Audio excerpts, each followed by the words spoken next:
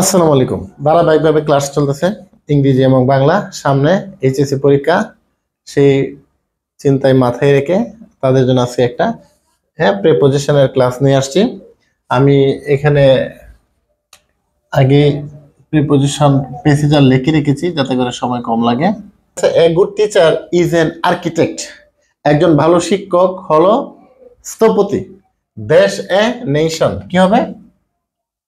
Of a nation. আমরা জানি বাংলায় যদি কোথাও র অথবা এর বসে তাহলে ইংলিশে অফ হয়। তার মানে কি হবে? এ good teacher is an architect of a nation, মানে একজন ভালো শিক্ষক হলো একটি স্থপতি বা কারিগর, অফ এ নেশন একটি জাতির।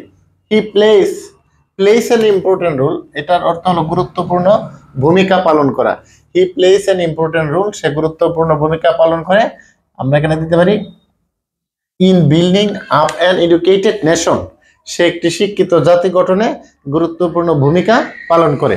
হি ডিসপেলস, সে দূর করে, দ্য ডার্কনেস অন্ধকার, অফ ইগনোরেন্স অজ্ঞতার, সে দূর করে অজ্ঞতার অন্ধকার, from the lot of a nation, এখানে হবে from the lot of a nation জাতির ভাগ্য থেকে। এই লট মানে এখানে ভাগ্য বুঝাইছি।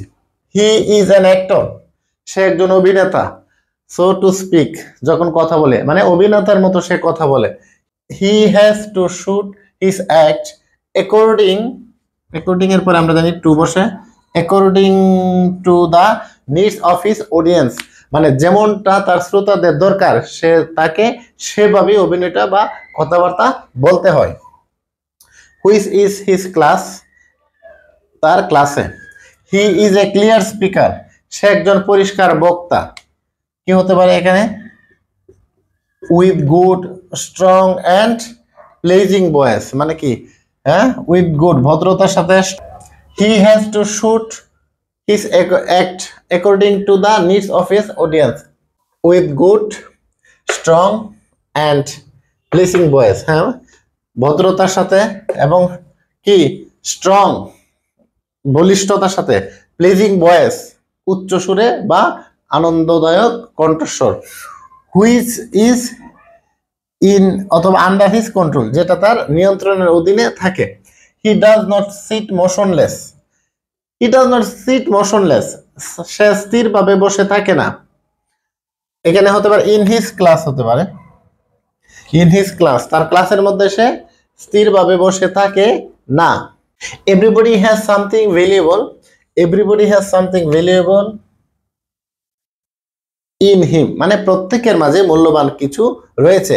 এ good teacher discovers the treasure hidden inside each student, প্রত্যেক ছাত্রছাত্রীদের মধ্যে যে লুকায়িত সুপ্তধন রয়েছে সেটি সে ডিসকভার আবিষ্কার করার চেষ্টা করে। He also wants the students to be happy, সে আরো চায় ছাত্রদেরকে সুখী বা খুশি দেখতে। এবং ফর দিস, এই জন্য হি কিপস দেম বিজি, তাদেরকে সে ব্যস্ত রাখে। A good teacher never hankers after money, সে কখনোই টাকার পিছনে ছুটে না। এখানে কি হবে?